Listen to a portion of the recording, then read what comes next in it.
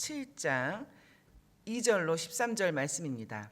이사야서 27장 2절로 13절 말씀 제가 먼저 읽겠습니다. 그날에 너희는 아름다운 포도원을 두고 노래를 부를지어다. 나 여호와는 포도원 지기가 되며 때때로 물을 주며 밤낮으로 간수하여 아무든지 이를 해치지 못하게 하리로다. 나는 포도원에 대하여 노함이 없나니 찔레와 가시가 나를 대적하여 싸운다 하자 내가 그것을 밟고 모아 불사르리라. 그리하지 아니하면 내 힘을 의지하고 나와 화친할 것이니라. 후일에는 야곱의 뿌리가 박히며 이스라엘의 움이 돋고 꽃이 필 것이라. 그들이 그의 결실로 지면에 채우리로다. 주께서 그의 백성을 치셨은즉 그의 백성을 친 자들과 치심과 같았겠으며 백성이 죽임을 당하였던들 백성을 죽인 자가 죽임을 당함과 같았겠느냐. 주께서 백성을 적당하게 견책하사 쫓아내실 때에 동풍 부는 날에 폭풍으로 그들을 옮기셨느니라. 야곱의 불의가 속함을 얻으며 그의 죄 없이 함을 받을 결과는 이로 말미암나니 곧 그가 제단의 모든 돌을 부숴서 횃돌 같게 하며 아세라와 태양상이 다시 서지 못하게 함에 있는 것이라. 대저 견고한 성읍은 적막하고 거처가 황무하며 버림받아 광야와 같았은즉 송아지가 거기에서 먹고 거기에 누우며 그 나뭇가지를 먹어 없이 하리라. 가지가 마르면 꺾이나니 여인들이 와서 그것을 불사를 것이라. 백성이 지각이 없으므로 그들을 지으신 이가 불쌍히 여기지 아니하시며 그들을 조성하신 이가 은혜를 베풀지 아니하시리라. 우리 다 같이 읽겠습니다. 이스라엘 자손들아, 그날에 여호와께서 창이라는 하수에서부터 애굽 시내까지 과실을 떠는 것 같이 너희를 하나하나 모으시리라.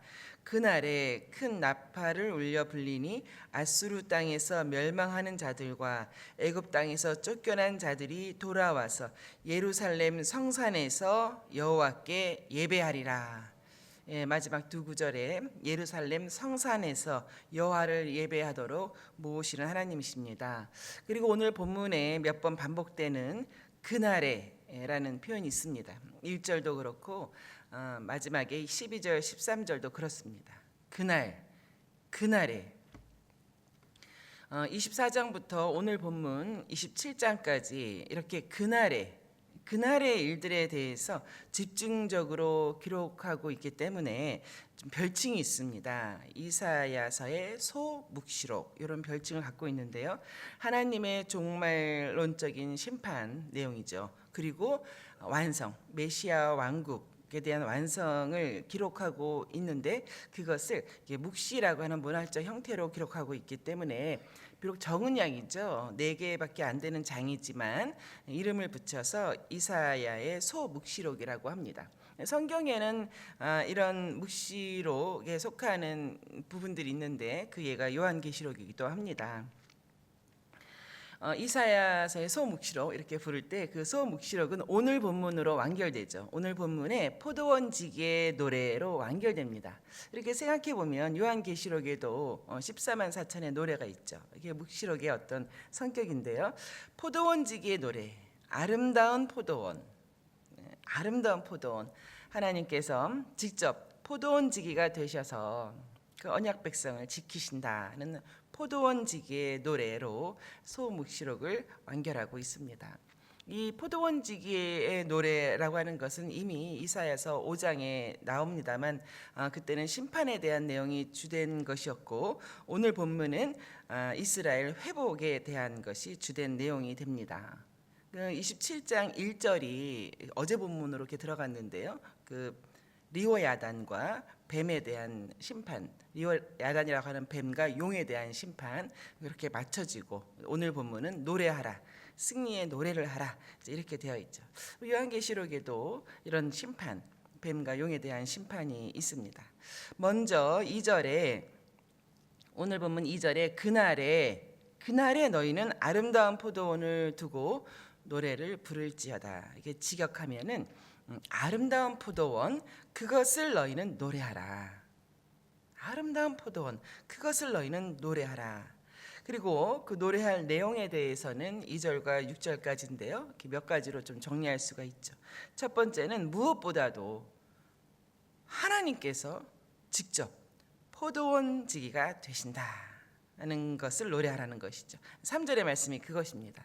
나 여호와는 포도원 지기가 됨이여. 나 여호와는. 그래서 문장 맨 앞에 둬서 굉장히 강조하고 있습니다. 내가 바로 포도원의 지기다라는 뜻입니다. 때때로 물을 주며 밤낮으로 간수하여 아무든지 이를 해치지 못하게 하리로다.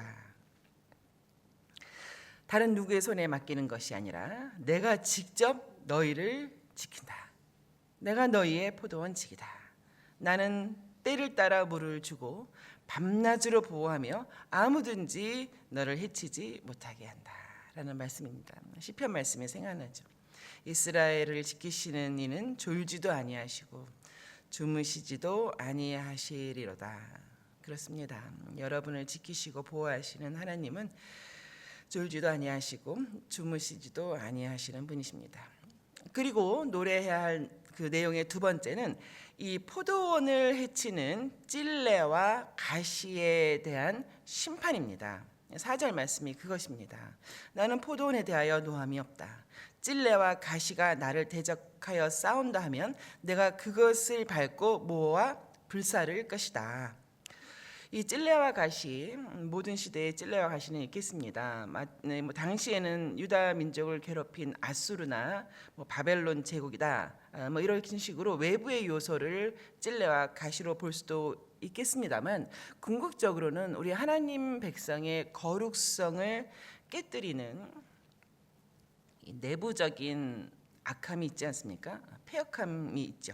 특별히 우상 숭배와 관련된 죄악으로 보는 것이 더 적절하다고 합니다. 왜냐하면 이유는 9절에 보면은 그 이스라엘 백성이 섬겼던 아세라, 태양상이 다시는 서지 못하게 하겠다라는 구절이 같이 있기 때문입니다.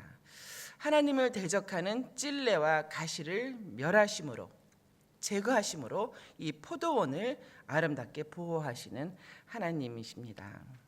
근데 사실 이 4절의 앞부분에는 이렇게 굉장히 놀라운 복음의 진리가 완벽하게 기술되어 있습니다. 4절 앞부분에 나는 포도원에 대하여 노함이 없나니, 이런 구절인데요. 하나님께서 당신의 백성을 향하여서 더 이상 진노하지 아니하신다는 이 말씀인데요. 더 이상 나는 진노하지 않는다. 오히려 내가 직접 포도원지기가 되어서 지키고 보호한다라는 말씀인데요. 이는 영단번의 제사를 드린 그리스도로 말미암아 완전히 성취되었죠. 그리고 그리스도께로 피하는 자는 누구라도 죄사함을 받고 하나님과 화목하게 하신다는 복음 그 자체의 내용에 그 한 줄로 적혀져 있습니다. 전에 말씀대로 이사야서에서는 이렇게 복음에 관한 내용들이 굉장히 많이 들어 있습니다. 그래서 구약의 복음서다 이렇게 이름 붙인다고 말씀드린 적이 있습니다. 그리고 세 번째로 노래해야 할 내용 세 번째는 6절입니다. 야곱의 뿌리가 박히고 이스라엘의 움이 돋고 꽃이 필 것이다. 그들이 그의 결실로 지면에 채우리다. 결실하는 나무의 아주 핵심적인 4단계죠. 뿌리가 박히고 싹이 나고 꽃이 피고 열매 맺는다 하는 것이죠. 이것을 노래하라. 그런 내용입니다. 그리고 후반부에는 재차 강조하는 회복을 기록하고 있습니다. 징계를 받을지라도 심판을 받을지라도 반드시 회복이 있다. 너희의 회복은 너희를 괴롭혔던 저들의 심판은 저들의 심판과 다른 것이다라고 하는 것을 설명을 하는 것이죠. 다만 너희가 징계와 심판을 받고 긍휼함과 은혜를 입지 못했던 이유는 11절에 하나님을 아는 지각이 없기 때문이다 라고 적혀 있습니다. 11절에 가지가 마르면 꺾인다. 그러면 어떻게 하느냐? 여인들이 와서 그것을 불사르지 않겠느냐? 이 마른다, 가지가 마른다라는 표현처럼 백성이 지각이 없다. 백성이 지각이 없는 것은 가지가 마르는 것과 같다. 이제 이렇게 되는 거죠. 백성이 지각이 없으므로 그들을 지으신 이가 불쌍히 여기지 아니하신다. 또 그들을 조성하신 이가 은혜를 베풀지 아니하시는 것이다. 즉 백성이 하나님을 또 하나님이 하시는 일에 대한 지각이 없으므로 징계와 심판의 더 근본적인 이유가 이것이다라는 것을 알려주고 있는 것입니다. 지각이라고 하는 것은 이제 인지하는 것이죠. 인지하고 듣고 깨닫는 것이죠. 호세아서 4장 6절에 내 백성이 지식이 없으므로 망하는도다. 하나님을 아는 지식이죠. 지각이 없는 백성 11절 앞부분 아까 말씀드린 것처럼 마른 가지. 지각이 없는 것은 마른 가지와 같다. 부러지고 만다. 꺾이고 만다. 그것은 불쏘시개가 되고 말 것이다. 그와 같이 멸망의 날이 너희에게 닥치는 것이다. 또 생각해 보면 이 지각이 없는 백성은 오늘 본문에서 노래하라, 아름다운 포도원을 두고 노래하라라고 하는 이 노래를 부를 수가 없는 것이죠. 이 노래가 그 입술에 없는 것입니다. 아름다운 포도원을 두고 부를 그런 입술이 없는 것이죠. 그렇습니다. 지각이 없는 백성은 주의 아름다운 포도원을 두고 또 하나님을 두고 하나님을 향해서 부를 노래가 그 입술에는 없는 것입니다. 이것을 통탄하셨죠. 특히 예레미야서에 가면 이제 남유다의 완전히 멸망의 그 시점인데요. 그때 여러 번 말씀하셨어요. 그 중에 하나가 내 백성은 나를 알지 못하는 어리석은 자다. 내 백성이 나를 알지 못하는 어리석음이 있다. 지각이 없는 미련한 자식이다. 4장 22절 말씀이죠. 미련한 자식이다. 악을 행하기에는 지각이 있으나 선을 행하기에는 무지하다라고 몇 번씩 강조해서 말씀하셨죠. 말씀을 맺겠습니다. 하나님께서는 이 성도들에게 아름다운 포도원을 두고 노래하라 이렇게 하셨는데요. 이게 뭔가 이렇게 생각을 해보면 그날에 가서야 부를 법한 노래인데 지금 이것을 성경에 기록하셔서 오고 가는 모든 성도들로 하여금 다 읽게 하시고 듣게 하시고 하지 않습니까? 이 이유는 무엇인가? 그렇구나. 이 노래는 그날에 가서야 부를 노래가 아니라 우리가 지금부터 불러야 할 노래구나. 믿음으로 받고 믿음으로 불러야 할 노래이다. 내 눈에 보이는 상황이 어찌할지라도 하나님께서 반드시 이루시는 그 나라 아름다운 포도원을 두고 우리는 지금부터 믿음으로 불러야 한다. 그날에 여호와께서 높은 데에서 높은 군대를 벌하시고 땅에서 땅의 왕들을 벌하신다. 그날에 눈이 높은 자가 낮아지며 교만한 자가 굴복될 것이다. 하나님께서 홀로 높임을 받으시리라. 다 이사야서에 있었던 말씀이죠. 게다가 지금 우리는 이사야가 전하는 바로 그날에 참여하고 있습니다. 우리는 이미와 아직이라고 하는 이 종말의 시대에 살고 있습니다. 이사야서 11장 10절에서 그날에 대해서 이렇게 얘기했거든요. 그날에 이새의 뿌리에서 한 싹이 나서 만인의 기치로 설 것이다. 열방이 그에게로 돌아오리니 그가 거한 곳이 영화로우리다. 라고 하는 이새의 뿌리에서 한 싹이 난다. 이것이 예수 그리스도시지 않습니까? 그러므로 오늘날의 교회는 그 날이 아니라 지금부터도 노래할 모든 충분 조건이 다 만족되었다. 이 땅에 주께서 오심으로 말미암아 노래할 모든 조건이 다 충족되었다. 그러므로 교회는 오늘 본문의 이 말씀을 붙들고 노래해야 된다. 이사야서 20장 13절 같이 읽으셨죠. 그날에 큰 나팔이 울려 불리니 아수르 땅에서 멸망하는 자들과 애굽 땅에서 쫓겨나는 자들이 돌아와서 예루살렘 성산에서 여호와께 예배하리라. 그러나 한편 저 자신도 그렇고 이 노래가 내 속에서도 그렇고 잘 들리지가 않습니다. 내 심령이 이 노래를 기쁘게 부를 그런 심령이 되지 못할 때가 많다는 것을 오늘 본문을 준비하면서 여러 번 생각하고 회개했습니다. 이유는 뭔가 다른 거 없습니다. 지각이 없기 때문이다. 내가 하나님과 하나님의 일에 대해서 아직도 내가 지각이 없다. 하나님을 아는 지식이 없기 때문이다. 저는 이렇게 생각했습니다.